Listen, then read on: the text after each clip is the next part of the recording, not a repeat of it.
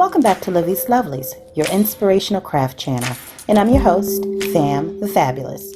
For more ideas, inspiration, swaps, and challenges, click the link in the description below to join our craft community, the Maker Exchange, on Facebook. Welcome back to the Lovely Lab. All right, guys, so as promised, I'm coming on today so that we can go ahead and get started on our 2020 gratitude journal, as I mentioned in my previous video.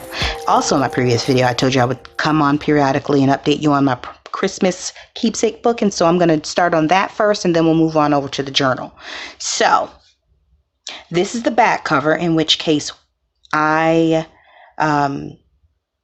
glued down. I just used one of the napkins that I received in the napkin swap from Junk Journal Buddies, which is the Facebook group by Liz from Liz for a Day. I'll drop a link below so that you, if you're interested, you can go ahead or head on over and join one of the swaps. They're fun and they're short and sweet. Now back to it.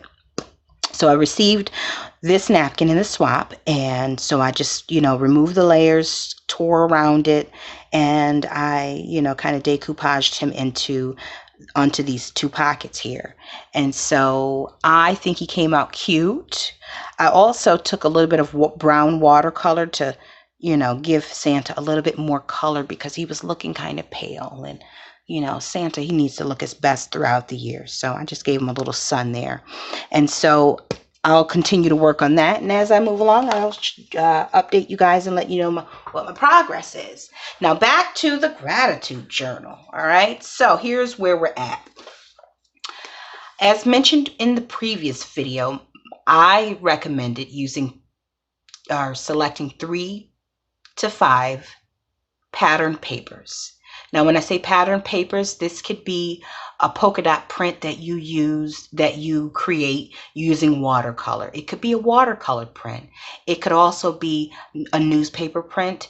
In addition to, it could be any print that you want. You just want to make sure that the colors work together and that they create some form of a harmony and are not clashing with one another. So whether it's black and white or red and green and yellow, or whatever the colors that you choose, my recommendation and suggestion would be to choose designer papers where the colors, not necessarily the patterns, but the colors complement one another, and it'll work throughout your book. So that would be 3 to 5, which seems to be the magic number. Odd numbers are typically easier to work with when it comes to design and easier on the eyes. Anyways, so what I did was I went ahead and picked out the first page for my book cover. So what I'm going to do next, and I'll show you what I did with that. Okay, so prepare yourselves, because this is where the magic begins. All right, so I chose the first page, and I wanted something that was bold enough and something soft enough, and this is perfect, okay? I could look at this every day. I wouldn't get tired of it. So I took the paper out of the paper pad. I butted the edge that I wanted up against the binding. This is washi tape. So once I butted it up against this, and if it's not a perfect line, it's okay, because you always have the option of covering this paper, but you don't necessarily want to cover the bind where it's binding here. Okay, so I butted the paper up against the black binding here on the composition notebook. And remember, I said that I would recommend you using cardstock. It could be white cardstock, it could be coffee dyed, it could be black, it doesn't matter. You just want to use cardstock because it's thick enough to camouflage or mask the composition notebook pattern, if in fact you have one with color or a pattern on it. The thinner papers, printer type papers, not so much. So don't be afraid to use just white cardstock if that's what you got, because you can always layer on top of it. But what you don't want to do is to have to glue down one layer and then get all of it wet again, gluing down another layer, because you then have to deal with warping and buckling, because this is paper. Okay, so anyways, so what I did was I took the paper, butted it up against this, put the washi tape down so that it could it could sit still and I wouldn't have to worry about it moving around. This is a 12 by 12 sheet of paper. So of course it sat out around the edges. What I then did was flipped it over, and then so this is kind of, let this serve as the 12 by 12. Okay. So then I flipped it over like so, and I traced around the edge with a mechanical pencil. They always work best because they have a fine, you can get right in on the edge. So I traced around the edge.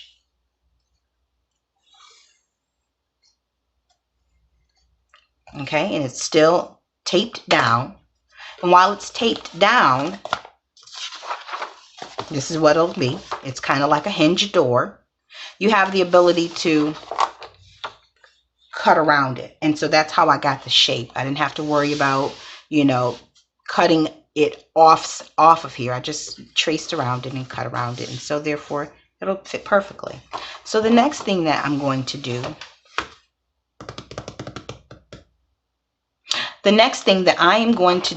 is show you how to get it to glue it down, and then once we do that, we'll have time to pick out the additional papers for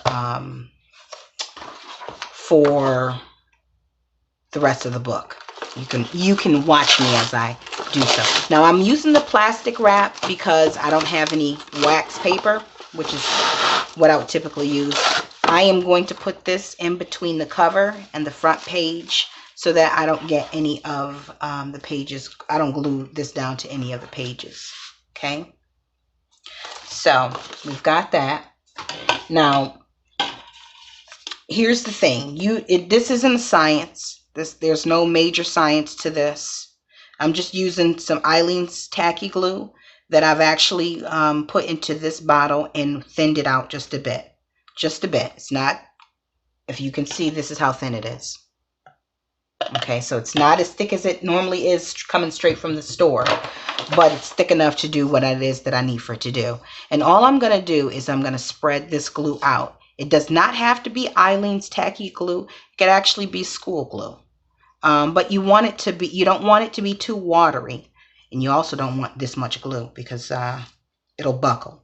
So you don't want it to be too, you want this to be wet enough to grab the paper, but you don't want it to be all day drying. So my suggestion is that if you find that you're getting areas where it's too much or it's thick in some places, get it off of there. Because if it's glue there, it'll stick. You don't need a puddle of glue in order to make this work, okay?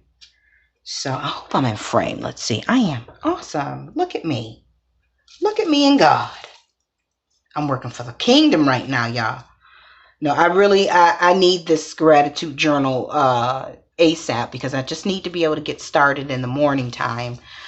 In writing. I'm not, I wouldn't consider myself a writer, but I find it therapeutic to get my thoughts down on paper, especially first thing in the morning. So now here's a trick that I picked up from Roxy Fur. Just water. And I am going to, let me see if I can get this in frame.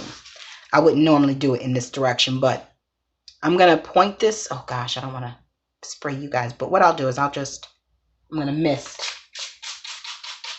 mist this paper, get it a little wet, and I don't know why, but that helps it adhere without, and reduces the buckling, I think it is.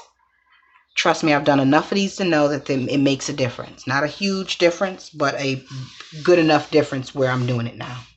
Okay, so now that we've gotten that glued down, here's the part that you want to take note on.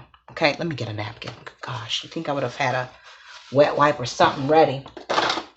This is the important part. You want to get the extra glue and the bubbles out. So we're going to go ahead and press it off to the side, okay? Using a gift card, anything that will create some form of that, you know, will help you press this down. I think they call it burnishing, but I'm not really, don't quote me on that. You just want to get all of be able to get the air out and wipe this periodically so that you don't get any glue across your book as you do this. You want to get all of the glue that's in here to the edges. You definitely want the edges adhered, okay? And remember to clean this when you keep going across it. As you go across it, I should say. And there may be some some bubbles in here. Don't get all obsessed about that because you'll end up tearing your paper. You know, we're doing this from scratch. This is handcrafted. You know, we are creating an artisan quality product. So it does not need to be like it came off the showroom floor or out of the manufacturer's plant. We are making our own thing. So if it has a few flaws, it's fine. Because you know what? We're human. And that's a part of our design, to not be perfect. Okay, so we've got that done. I'm moving that out of the way. And I am going to center in the shot the... where am I going with this thought? Oh, my mind's eye. So let me get this glue out of the way before I create an even bigger mess. Because I can do that with ease. I don't need anybody's help. Josh isn't even here. But let me tell you, I can make a mess whether he is in this house or not. And I know sometimes he'll come into my craft space and he'll just be laughing or like shaking his head or purse his lips as if to say, you got a lot of nerve to be telling me about cleaning up when this place looks like a disaster area. Anyways, Joshua, yes, when I'm crafting, the table does get quite chaotic, but I typically clean my space up every night because I cannot go to bed with the chaos knowing that that's where I want to return to in the morning. And I may not have time to clean up the next day. I'm constantly moving, people, constantly moving. So let me see if this book is in shot. So the book is right here. Keep that there for reference. All right, so that's the book. Let me just, you know what? Let me move this over here. I'm all over the place, guys. It's all right. It's okay. We've got time. We got time today. So I'm going to pick out an additional 4 pieces of paper. Okay. I don't want another plaid. I don't want pink because I've used that in a previous journal. I do want the black for accent. The black and gold. And I'll probably use it on the back cover as well. And the scraps I'll use for clusters and embellishments. I don't want that. That's too bright for that. We'll come back to that. Just put a little washi right here. So the same technique that I used on the front cover, guys, you're going to use that same technique on the back. Please allow a full 24 hours before you start meddling with this here front cover. And check on it periodically within that first 24 hours, especially the first 3 or 4, because you may need to make some adjustments to it. I don't like that print personally. That's pretty, but the print is too big. We've got a stripe already. No, I do like this, even though the print is too big. Let's see. How about this? Yeah, because I can fussy. Oh. Well, you know, I like this, but we already got polka dots. Well, I might have to go with a stripe. I might have to revisit that. I like this because I can fussy cut the flowers out.